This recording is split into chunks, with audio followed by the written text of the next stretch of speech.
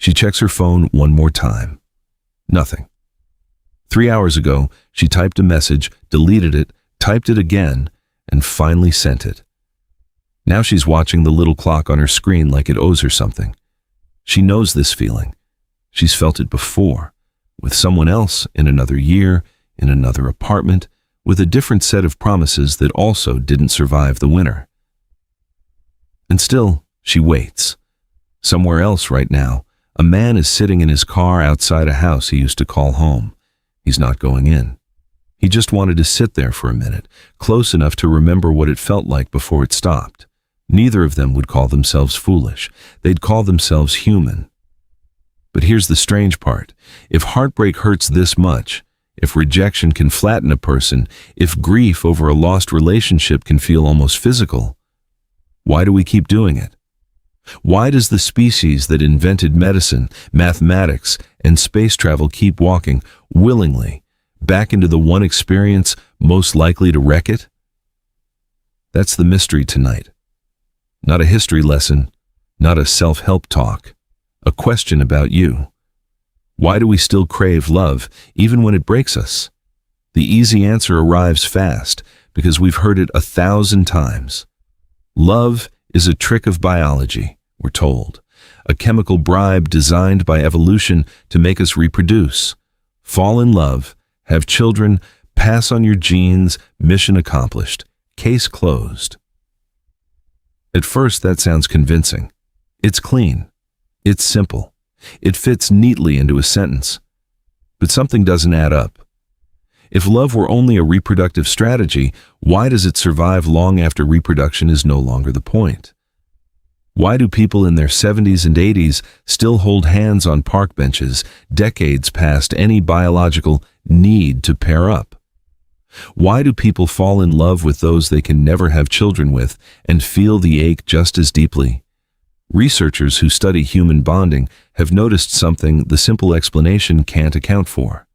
The emotional architecture of love looks less like a reproductive switch and more like something else entirely. A survival system built for a world that no longer exists, running quietly inside a brain that hasn't caught up. To understand it, we have to go back, not centuries, tens of thousands of years.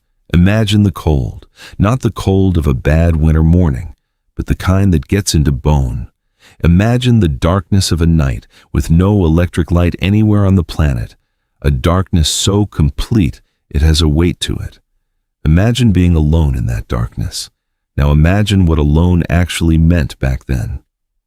Not lonely in the modern sense, abandoned in the oldest, most dangerous sense.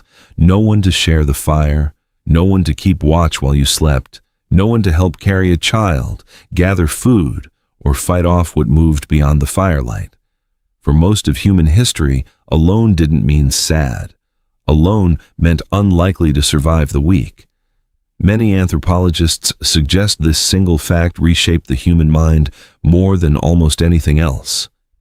Our ancestors, who formed strong, lasting bonds with partners, with family, with tight social groups, were simply more likely to make it through the famine, the illness, the long migration, the birth that went wrong in the night. The ones who didn't bond as strongly, more often, didn't make it at all. Over hundreds of thousands of years, something remarkable happened. Evolution didn't just favor cooperation. It appears to have built an emotional reward system around it, because a species that needed each other to survive needed a way to want to stay together, not just decide to. Wanting had to feel like something. That feeling is what we now call love. But this creates another question, doesn't it? Wanting connection is one thing. Feeling shattered when it ends is another. If bonding was simply useful, why did evolution also wire us for devastating grief when a bond breaks? Here's where the story becomes stranger. Neuroscientists studying heartbreak have found something almost uncomfortable to sit with. When researchers scanned the brains of people who had recently been rejected by someone they loved, the regions that lit up overlapped strikingly with the regions that activate during physical pain. Social pain and physical pain, it turns out, may share overlapping neural pathways. Some scientists suggest this isn't a coincidence, but a feature. If losing a bond in our ancestral world could mean losing protection, losing help raising a child, losing your closest ally in a genuinely dangerous world, then the brain needed a way to say, urgently, this matters. Fix this. Don't let this happen again. Pain got the message across. Heartbreak may not be a malfunction. It may be the alarm system working exactly as intended. But the alarm is only half the story. Long before the pain of losing love, there's the pull toward it in the first place. Researchers studying attachment and reward have pointed to a handful of chemical messengers that seem to shape the experience of bonding. Dopamine, tied to craving and motivation, surging when we anticipate seeing someone we're drawn to. Oxytocin, sometimes associated with trust and closeness, released during touch, intimacy, and quiet moments of safety with another person. Cortisol, the body's stress hormone, spiking the instant that safety disappears. None of these chemicals is love. That would be far too simple, and the science is careful not to claim it. But together, in ways researchers are still mapping, they appear to form a kind of internal weather system, one that rewards closeness, punishes separation, and keeps the whole cycle running long after any conscious decision has been made. In other words, falling in love may not feel like a choice because in some sense, it isn't entirely one. If that's true, then love and loss were never separate experiences. They were always the same system, built by the same pressures, running the same ancient code. But evidence suggests the story is more complicated still. Because bonding in humans isn't only romantic. Long before love meant candle-lit dinners, it meant something closer to alliance. Anthropologists studying small-scale societies have documented complex systems of pair bonding, extended kinship, and cooperative child-rearing. Arrangements where raising a single child often required far more than two parents. This idea has a name researchers sometimes use: cooperative breeding. Human infants are extraordinarily demanding. They're born helpless and stay that way for years, requiring enormous amounts of energy, attention, and protection.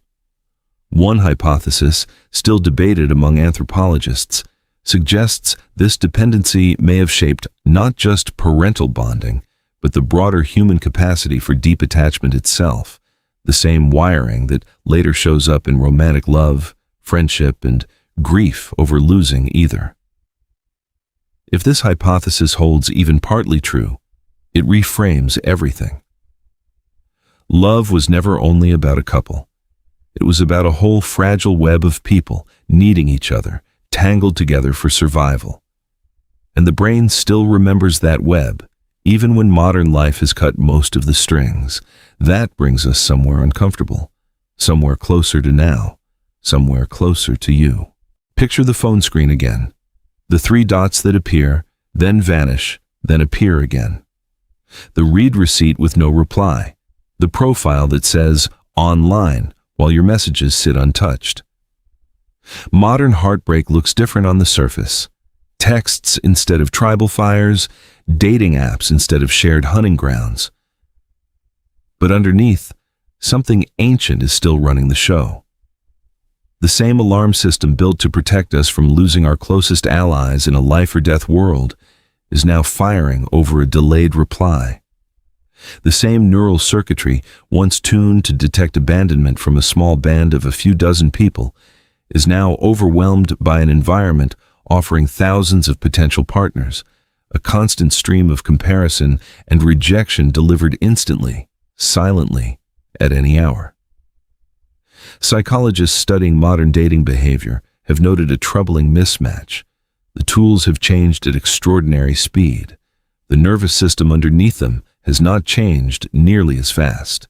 We are, in a very real sense, using Stone Age emotional hardware to survive a world of infinite choice and infinite comparison. Consider what a dating app actually asks the ancient brain to do. In a single evening, It presents more potential partners than a person living in a small ancestral band might have encountered in an entire lifetime.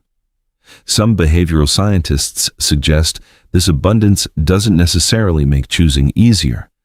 It may do the opposite, triggering a kind of decision fatigue where every option quietly undermines the value of every other one. If someone better might be one swipe away, the brain, in some sense, never fully commits to the person in front of it. At the same time, rejection has become instant and often unexplained. A profile disappears. A conversation goes quiet. There is no ritual, no closure, no shared moment of goodbye, only silence, which the ancient threat detection system may interpret as something closer to danger than disappointment. No wonder it feels overwhelming. No wonder ghosting can feel like grief. No wonder a swipe can feel like being chosen or discarded in ways our ancestors' brains were never designed to process at that speed or scale. And yet, here's the part that should give us pause. Despite all of it, despite the pain, the ghosting, the breakups, the years lost to people who didn't stay, humans keep trying again. We don't stop.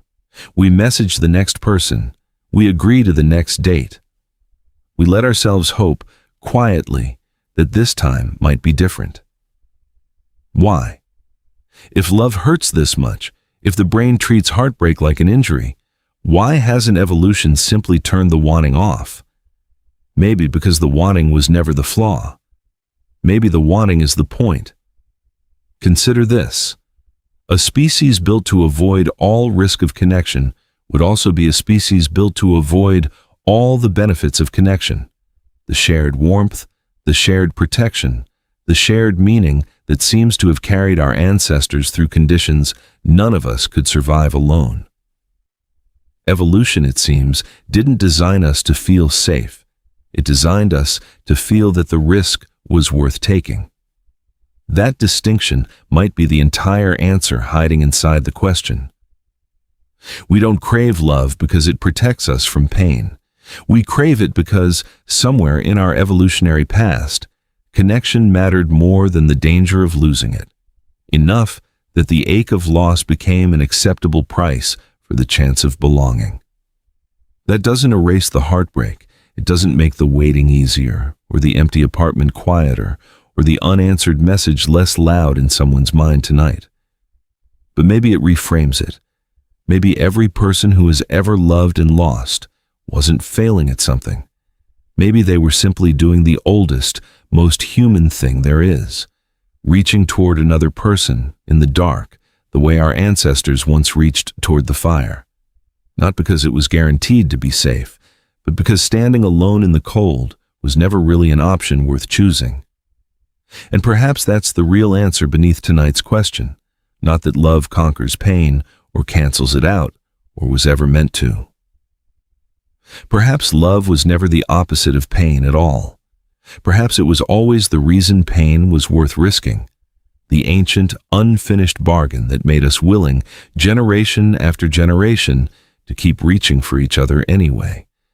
And somewhere tonight, in an apartment, in a car outside a house that used to be home, someone is about to send a message, take a chance, or simply hope one more time. They may never know the deep evolutionary history behind that ache, but they'll feel it anyway. Because long before it had a name, it already had a purpose.